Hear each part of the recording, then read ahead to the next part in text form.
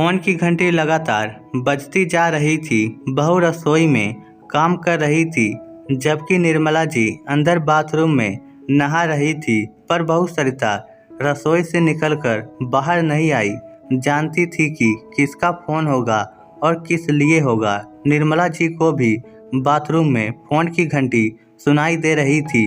मन ही मन वह कुड़बी रही थी कि बहू फोन क्यों नहीं उठा रही, पर बाथरूम से क्या चिल्लाती। इसलिए फटाफट गाउन पहनकर जब तक वह निकलकर बाहर आई तब तक फोन कट चुका था। यह देखकर वो और ज़्यादा चिढ़ गई। बहू को सुनाने के लिए वह रसोई की तरफ जा ही रही थी कि फोन दोबारा बज उठा। देखा तो उनकी बेटी तानिया का फोन था। उनके फोन उठाते ही तानिया ने ना हेलो की ना ही कुछ और, सीधा बोलना शुरू किया, मम्मी प्लीज भाभी को भेज दो ना, तुम्हारे नाती का जन्मदिन है। कम से कम वह किचन संभाल लेंगी तो मैं बेफिक्र होकर के दूसरे काम संभाल सकती हूँ। अरे मैंने तो कहा था उसे, लेकिन वह आई नहीं तो क्या करूँ, बहुत कामचोर होती जा रही है। निर्मला जी तानिया से बोली, अरे मम्मी कैसे भी करके भेज दो ना भाभी को। आपको तो पता है कि आजकल किचन में काम करने वाली कितने पैसे ले लेती है, कितने पैसे देने पड़ जाएंगे मुझे। इससे अच्छा तो इतने में मैं एक अच्छी सी साड़ी खरीद लूँगी। क्यों मेरा फालतू में खर्चा करवाने पर तुली हुई हो। तानिया रिरियाते हुए बोली, मैंने तो कहा था उसे कि तानिया के घर पर काम है, उसके बेटे का जन्मदिन है, जाकर उसकी मदद करा दे। लेकिन उसने तो कहा कि उसके पास वक्त नहीं है, वो तो ऐन मौके पर ही जाएगी।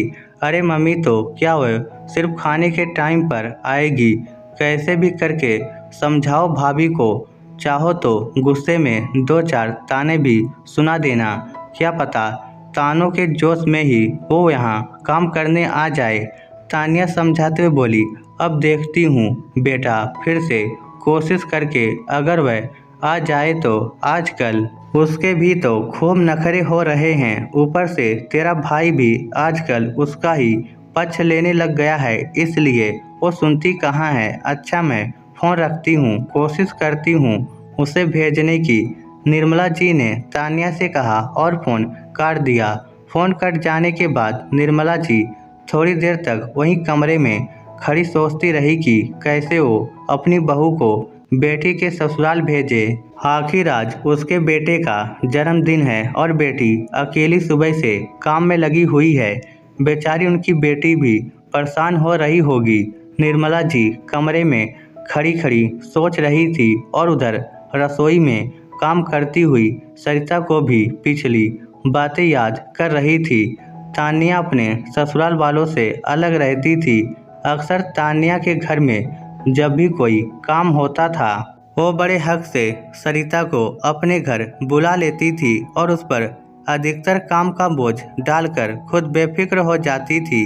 बड़े प्रोग्राम में तो फिर भी हलवाई लगते थे, लेकिन 30-35 लोगों का भी प्रोग्राम हो तो भी वो इतनी कंजूस थी कि कभी भी घर में काम वाली नहीं लगाती थी, बस सरिता को बुला लेती थी।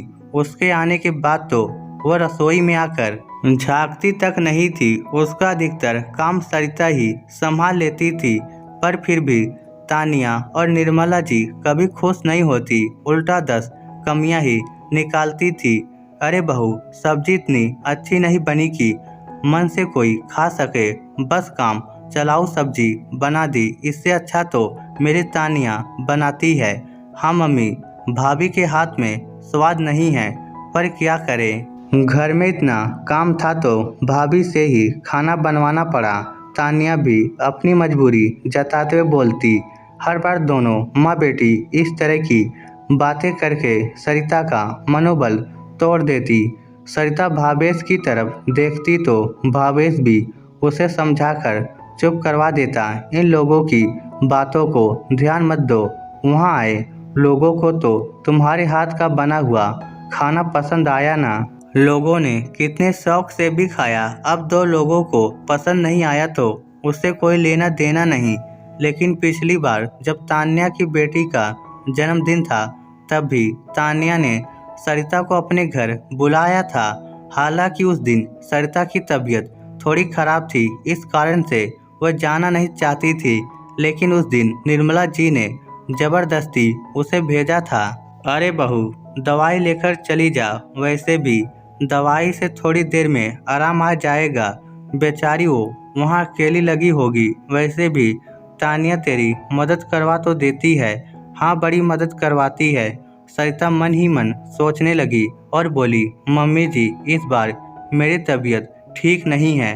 आप दीदी से कह दो ना कि कोई काम वाली लगा लेंगी। अरे बहू, तुझे पता है ना, काम वालों के भी अपने नखरे होते हैं। जैसे घर के लोग काम संभालते हैं, वैसा कहाँ काम ठीक से संभाल पाती है। तू तो दवाई लेकर चली जा। आखिरकार सरिता को तानिया के घर जाना ही पड़ा। हालांकि सरिता दवाई लेकर गई थी, लेकिन फिर भी कुछ देर बाद उसकी तबीयत बिगड़ गई और उसे घर आना ही पड़ा। अब सारे काम की जिम्मेदारी तानिया के ऊपर आ गई थी। काम वाली तो उसने लगाई नहीं थी। बस इसी बात पर तानिया चिढ़ गई और फिर अपनी मदद के लिए उसने निर्मला जी को बुलाया था। दोनों माँ बेटे ने मिलकर जैसे तैसे खाना बनाया, लेकिन साथ ही साथ सरिता को गाली देने से भी बाज नहीं आ रही थी। शाम को जब जन्मदिन का प्रोग्राम शुरू हुआ तो उस समय भावेश सरिता को मनाकर जन्मदिन में लेकर आया था। सरिता को वहां देखकर तान्या ने तो धीरे से निर्मला जी को कह भी दिया, देखा मम्मी, भाभी खाने के लिए तो आ गई। काम करते तो उन्हें जोर आया था। मुझे तो लगता है इनकी तबीयत खराब ही नहीं थी, बस काम से बचने का बहाना कर रही थी। ये बात सरिता ने सुन ली और उसे बहुत बुरा लगा, इसलिए उसने खाना भी नहीं खाया। लेकिन हैरानी के बात ये थी कि तानिया ने उसे खाने के लिए कहा भी नहीं। भला इससे बड़ा अपमान क्या हो सकता था। बस इसलिए सरिता ने ठान लिया कि वो आज के बाद तानिया के घर पर इस तरह काम करने के लिए नहीं आएगी। लेकिन आज तानिया के बेटे का जन्मदिन था और कल से वो सरिता को न्योता दिए जा रही थी, पर सरिता ने तो साफ मना कर दिया कि वो नहीं आएगी। बस तब से दोनों माँ बेटी कोशिश कर रही थी कि कैसे तो करके सरिता उसके घर पहुँचे। खैर, इधर निर्मला जी रसोई में सरिता के पास पहुँची और उसे सुनाते हुए बोली, बहू, ऐसे तो रिश्ते निभा लिए तुम लोगों ने। क्या रिश्ते सिर्फ खाने के ही होते हैं, साथ देने के नहीं होते? जो तानिया के ससुराल जाने में ही तुम्हें जोर आ रहा है। मम्मी जी, आपको जो कहना है कहिए, पर मैं नहीं जाऊंगी। और रही बात रिश्तों में सिर्फ खाने की, तो मैं इन मौके पर भी नहीं जाऊंगी। आप अकेले चले जाना।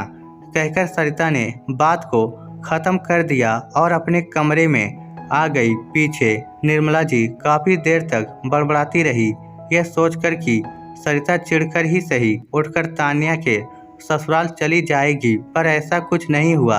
उल्टा सरिता अपने बेटे को लेकर अपनी सहेली के घर रवाना हो गई। ये देखकर निर्मला जी ने अपने बेटे भावेश की तरफ घूरकर देखा तो भावेश ने कहा, अब ये तो होना ही था मम्मी। इंसान के सहन करने की भी एक हद होती है।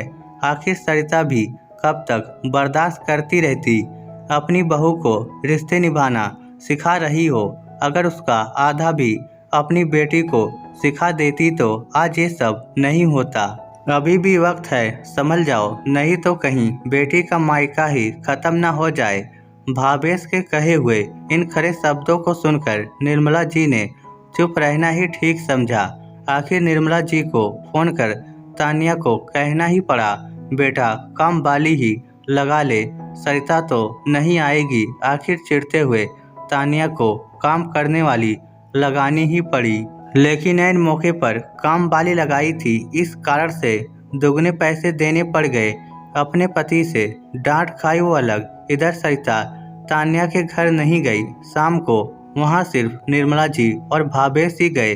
जब वहां लोगों ने इसके बारे में पूछा तो निर्मला जी को बहाने बनाने पड़े और अब तानिया कोई भी काम करती थी तो अपने आप ही काम वाली लगा लेती थी।